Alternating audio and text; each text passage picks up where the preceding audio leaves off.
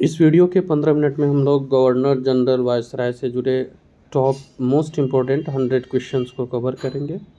State PCS UPSC जैसे exam का preparation कर रहे हैं, चैनल को सब्सक्राइब कर लीजिए। तो बिना देर के शुरू करते हैं। 15 मिनट में हम लोग 100 क्वेश्चंस कवर करने वाले हैं। बंगाल के पहले गवर्नर लॉर्ड क्लाइव थे। ये सामने में आपको कुछ पिक्चोरियल फॉर्म भी दे दे रहा हूँ ताकि इसे याद करने में सुविधा हो। रेगुलेटिंग एक्ट के अंतर्गत बंगाल का पहला गवर्नर जनरल वॉरेन हेस्टिंग्स बने। एंग्लो नेपाल युद्ध किस गवर्नर जनरल के काल में हुआ था? अच्छा, ये जो रेगुलेटिंग एक्ट आई थी 1772-73 है। एंग्लो नेपाल युद्ध किस गवर्नर जनरल के कार्यकाल में हुआ? तो ये लॉर्ड हेस्टिंग्स के काल में हुआ था। किस गवर्नर जनरल पर ब्रिटिश संसद में महाभियोग का मुकदमा चला था? तो एकमात्र गवर्नर जनरल है जिन पे महाभियोग चला, वॉरेन हेस्टिंग्स है ये। बंगाल का शेर किस गवर्नर जनरल को कहा जाता था? ये लॉर्ड वेलेस्ली को बंगाल का शेर का उपनाम मिला था। बंगाल के अंतिम गवर्नर जनरल कौन थे? तो बंगाल के जो अंतिम गवर्नर जनरल थे वो विलियम बेंटिंग थे, क्योंकि इसके बाद भारत का गवर्नर जनरल शुरू हो गया। और इस प्रकार भारत के जो प्रथम गवर्नर जनरल बने वो लॉर्ड विलियम बेंटिंग बने। डाक टिकट का प्रचलन किस गवर्नर जनरल के काल में प्रारंभ हुआ? ये भी बहुत इंपॉर्टेंट है। लॉर्ड डलहौजी के कार्यकाल में डाक टिकटों का प्रचलन प्रारंभ हुआ था। किस वायसराय ने अफीम आयोग का गठन किया? तो ये एल्गिन द्वितीय थे। लॉर्ड एल्गिन द्वितीय ने अफीम आयोग का प्रचलन किया था। साइमन कमीशन का आगमन किस वायसराय के कार्यकाल में हुआ? तो इस समय लॉर्ड इरविन का कार्यकाल था यहाँ जब साइमन कमीशन आए थे। भारतीय लोक सेवा आयोग का प्रवर्तन किया गया कॉर्नवालिस के शासनकाल में, इसलिए कॉर्नवालिस को लोक सेवा का जनक भी कहा जाता है। भारत में सबसे पहले रेलवे लाइन किस ब्रिटिश गवर्नर के समय बिछाई गई? तो ये लॉर्ड डलहौजी थे। अस्थाई बंदोबस्त किसके शासनकाल में प्रारंभ हुआ था? कॉर्नवालिस के शासनकाल में अस्थाई बंदोबस्त प्रारंभ हुआ था। किस वायसराय की हत्या उसके कार्यकाल के दौरान हुई? तो ये लॉर्ड मेयो थे, इनकी हत्या उनके कार्यकाल के दौरान हुई थी।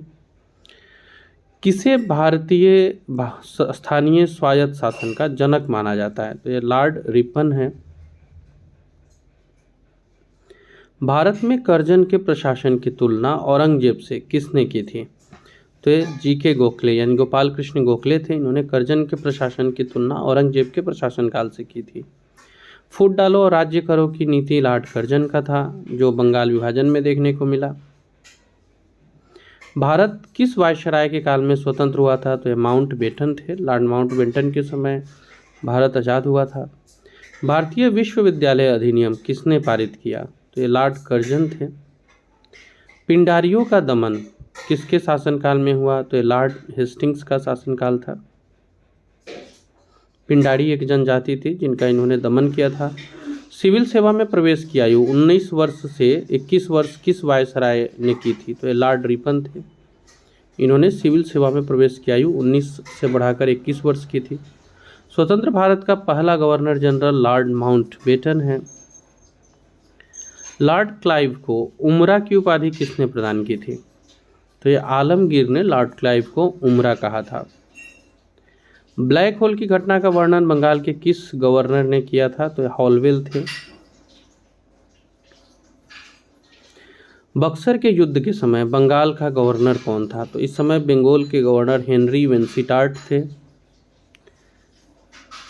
1764 में रिंग फेंस की नीति का संबंध किस गवर्नर जनरल से है? इसे घेरे की नीति भी कहते हैं और ये वॉरेन हेस्टिंग्स से जुड़ा है। वॉरेन हेस्टिंग्स ने बोर्ड ऑफ रेवेन्यू का गठन 1772 ईस्वी में किया था, यानी राजस्व बोर्ड का गठन। रेगुलेटिंग एक्ट के अंतर्गत 1774 ईस्वी में सुप्रीम कोर्ट की स्थापना हुई, ये हुई थी कलकत्ता में। किसने कहा था मेरा मूल्यांकन मेरे कार्यों से करना, शब्दों से नहीं? तो ये स्टेटमेंट दिया था लॉर्ड रिपन ने। अब मैं कुछ क्वेश्चन एमसीक्यू फॉर्म में आपको करा देता हूँ यहाँ से। एलिजा इम्पे कलकत्ता में जो सुप्रीम कोर्ट बना था उनके पहले न्यायाधीश थे। The Asiatic Society of Bengal की स्थापना 1784 में हुई और ये आपको वॉरेन हेस्टिंग्स के कार्यकाल में हुआ था। अगला प्रश्न है, भारत में नियमित जनगणना की शुरुआत किस वायसराय के काल में हुई थी? तो ये लॉर्ड रिपन के काल में हुआ था। अगर पूछा जाए पहली बार जनगणना तो ये मेयो, और नियमित पूछा जाए तो रिपन। भगवत गीता का अंग्रेजी में अनुवाद कराने का श्रेय किसे दिया जाता है? इसे वॉरेन हेस्टिंग्स ने अपने यहाँ आश्रय भी दिया था, तो ये चार्ल्स विल्किंस है। इन्होंने भगवत गीता का अंग्रेजी में अनुवाद किया था। भारत में स्थानीय स्वायत्त शासन को किसने प्रोत्साहित किया? तो ये लॉर्ड रिपन है। ब्रिटिश भारतीय राज्य क्षेत्र का अंतिम प्रमुख विस्तार किस वायसराय के काल में हुआ था? तो ये लॉर्ड डफरिन के समय में अंतिम प्रमुख रूप से विस्तार हुआ था। भारतीय पुरातत्व सर्वेक्षण की स्थापना किस वायसराय के कार्यकाल में हुई थी? बहुत इंपॉर्टेंट है ये, सही उत्तर होगा लॉर्ड कर्जन। कर्जन के कार्यकाल में पुरातत्व सर्वेक्षण विभाग की स्थापना हुई। विक्टोरिया मेमोरियल हॉल का निर्माण किसके शासनकाल में हुआ था? तो लॉर्ड कर्जन के शासनकाल में हुआ। लॉर्ड मिंटो द्वितीय के शासनकाल में कौन सा एक्ट लाया गया था? तो ये इंडियन काउंसिल एक्ट 1909 है, 1909। लॉर्ड मिंटो 2 बार रहे हैं, तो ये लॉर्ड मिंटो सेकेंड के समय लाया गया था। क्रांतिकारी खुदीराम बोस को फांसी दिए जाने के समय वायसराय का शासन जो भारत में था, ये लॉर्ड मिंटो द्वितीय थे। किस वायसराय के शासनकाल में 1911 में दिल्ली में दरबार का आयोजन किया गया था? हार्डिंग थे। एक्चुअली ये सही होगा हार्डिंग द्वितीय, लॉर्ड हार्डिंग द्वितीय थे।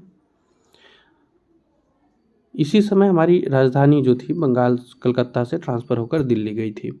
भारत सरकार अधिनियम 1919 को लागू किए जाने के समय भारत के वायसराय चेम्सफोर्ड है। मॉन्टेग्यू चेम्सफोर्ड सुधार के नाम से भी इसे जानते हैं। भारत में आने वाले एकमात्र यहूदी वायसराय ये रीडिंग थे। लॉर्ड रीडिंग जो है ये यहूदी वायसराय हैं। 25 जून 1945 को आयोजित शिमला सम्मेलन के समय भारत के वायसराय कौन थे? तो ये लॉर्ड वेवेल थे। 3 जून 1947 को भारत विभाजन के लिए जो घोषणा की थी किसने की थी? ये तो ये माउंटबेटन ने की थी, माउंटबेटन योजना के नाम से भी जानते हैं। स्वतंत्र भारत के पहले तथा अंतिम भारतीय गवर्नर जनरल सी राजगोपालाचारी हैं। कोलकाता में एशियाटिक सोसाइटी की स्थापना के समय बंगाल के गवर्नर जनरल, हम लोगों ने अभी ऊपर इस प्रश्न को किया भी था, वॉरेन हेस्टिंग्स हो जाएंगे। हड़प नीति के कट्टर समर्थक थे कौन? तो ये डलहौजी है। व्यापकगत सिद्धांत भी ये लेकर के आए थे जो हड़प नीति का ही नाम है। सहायक संधि को किसके काल में क्रियान्वित किया गया? तो ये वेलेजली है। वेलेजली के काल में सहायक संधि लाया गया था। ठगों का उन्मूलन किसके नेतृत्व में हुआ? तो कैप्टन स्लीमैन है। बीपीएससी ने इसे पहले प्रश्न पूछे भी है, पीवाईक्यू में आपको मिल जाएंगे। जेम्स एंथ्रेज रैमजे भारत के किस गवर्नर जनरल का वास्तविक नाम है? तो जो डलहौजी का वास्तविक नाम है वो एंथ्रेज रैमजे है। अफगानिस्तान के प्रति एक जोश भरी अग्र नीति का अनुसरण करने वाला गवर्नर जनरल लॉर्ड लिटन है। अफगानिस्तान के प्रति आक्रामक नीति किसने अपनाई थी? ये लिटन है। वहीं जोश वाली नीति को आक्रामक नाम दिया गया है। भारतीय पुरातत्व सर्वेक्षण की स्थापना लॉर्ड कर्जन के काल में हुई। ब्रिटिश भारत की राजधानी कोलकाता से दिल्ली हस्तांतरित हुई थी। वहीं आपको 1911-12 यानी लॉर्ड हार्डिंग द्वितीय सही होता, लॉर्ड हार्डिंग द्वितीय के समय में। भारत का कौन सा गवर्नर जनरल ओवन मेरेडिथ नाम से कविता लिखता है? तो ये लॉर्ड लिटन है। किस वायसराय ने बंगाल का विभाजन किया? लॉर्ड कर्जन है। सर्किट कोर्ट की स्थापना किस गवर्नर जनरल के कार्यकाल में की गई थी? तो ये लॉर्ड कॉर्नवालिस के समय सर्किट कोर्ट की स्थापना हुई थी। लॉर्ड कॉर्नवालिस की कब्र कहाँ स्थित है? तो ये गाजीपुर में है। अपने स्कोर को आप at the end comment box में ज़रूर बताइएगा। लॉर्ड वेलेजली की सहायक संधि व्यवस्था को स्वीकार करने वाला पहला राज्य हैदराबाद था। लॉर्ड वेलेजली की सहायक संधि को स्वीकार करने वाला पहला मराठा ये कौन थे? तो पहले मराठा जो लॉर्ड वेलेजली की सहायक संधि को स्वीकार किए थे वे थे आपको पेशवा बाजीराव प्रथम, पेशवा बाजीराव द्वितीय। दोनों इनमें से कोई नहीं, सही उत्तर होगा पेशवा बाजीराव द्वितीय। ये पहले मराठा है जिन्होंने स्वीकार किया था सहायक संधि को। रंजीत सिंह के साथ अमृतसर की संधि के समय ब्रिटिश के गवर्नर जनरल कौन थे? तो लॉर्ड मिंटो प्रथम थे, फर्स्ट वाले। 1809 में आप ऐसे देखिएगा, 1809 का इंपॉर्टेंट काम प्रथम वाले, 1909 का द्वितीय वाले। ठगी प्रथा का अंत किस गवर्नर जनरल के कार्यकाल में हुआ था? तो ये लॉर्ड विलियम बेंटिंक है। भारत में गवर्नर जनरल के पद पर आसीन होने से पूर्व 20 वर्षों तक ब्रिटिश संसद में रहने वाले गवर्नर जनरल लॉर्ड हार्डिंग हैं।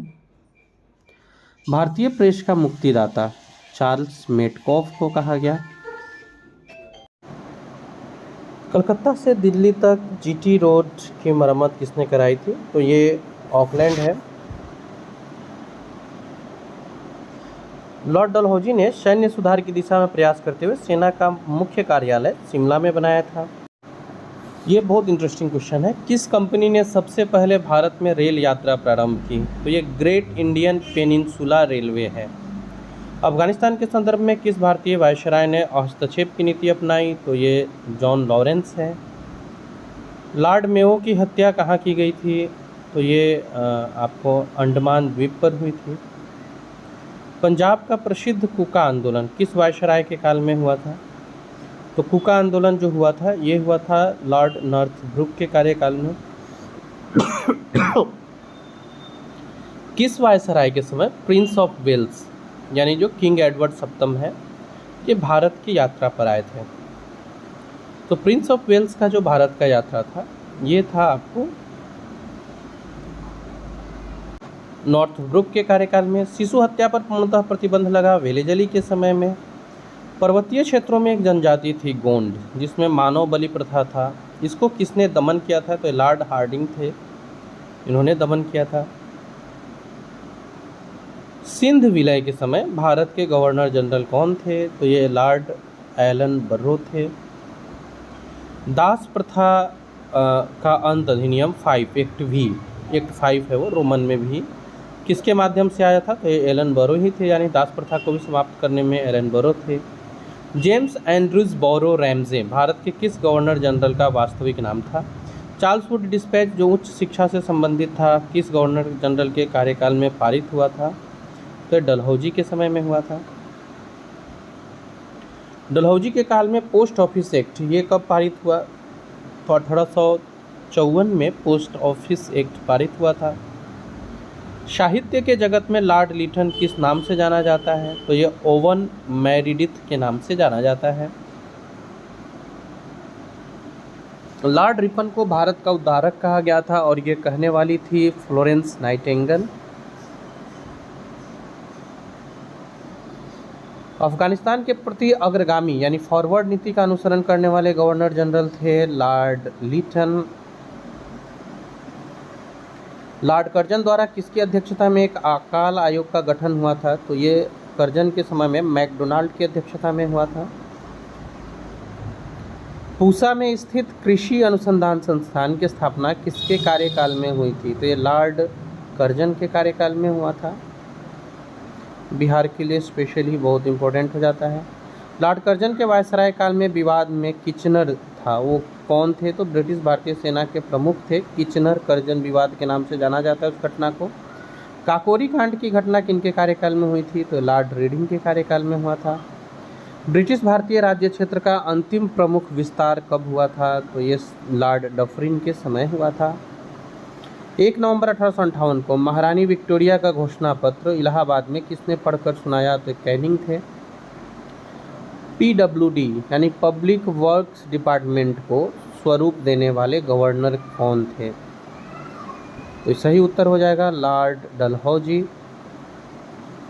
अपने पुत्र के स्थान पर दूसरे उत्तराधिकारी को गोद लेने के अधिकार को पुनः स्थापित किया था 1858 में सम्राज्ञी यानी महारानी ने अपनी घोषणा के जरिए। जॉन शोर ने हस्तक्षेप की नीति अपनाई थी। भूमि व्यवस्था के अंतर्गत रैयतवाड़ी व्यवस्था को हेस्टिंग्स के समय में किसने बम्बई में लागू किया? तो ये एल्फिंस्टन थे, उन्होंने बम्बई में लागू किया था। आर्थिक सुधारों के अंतर्गत लॉर्ड कैनिंग ने किस ब्रिटिश अर्थशास्त्री को भारत बुलाया था? तो ये विल्सन थे जिनको भारत बुलाया गया था। वर्नाक्यूलर प्रेस एक्ट 1878 किस वायसराय के कार्यकाल में लाया गया था? तो लॉर्ड लिटन का कार्यकाल था। भारत को तलवार के बल पर जीता गया है और तलवार के बल पर ही इसकी रक्षा होगी, ये स्टेटमेंट देने वाले हैं एल्गिन द्वितीय। लॉर्ड मिंटो द्वितीय के काल में कौन सी लीग का गठन हुआ? तो ये मुस्लिम लीग का गठन हुआ था। द्वितीय गोलमेज सम्मेलन के आयोजन के समय भारत में कौन से वायसराय हैं? तो द्वितीय गोलमेज के समय यहाँ पे लॉर्ड विलिंगडन का कार्यकाल है। आज और भी वीडियो आएंगी जो मॉडर्न हिस्ट्री से ही जुड़ी रहेंगी। आपको भी लगता है किसी विषय पर वीडियो बनाना चाहिए, कमेंट बॉक्स में बताइएगा। भारत सरकार अधिनियम 1935 का ढांचा तैयार लॉर्ड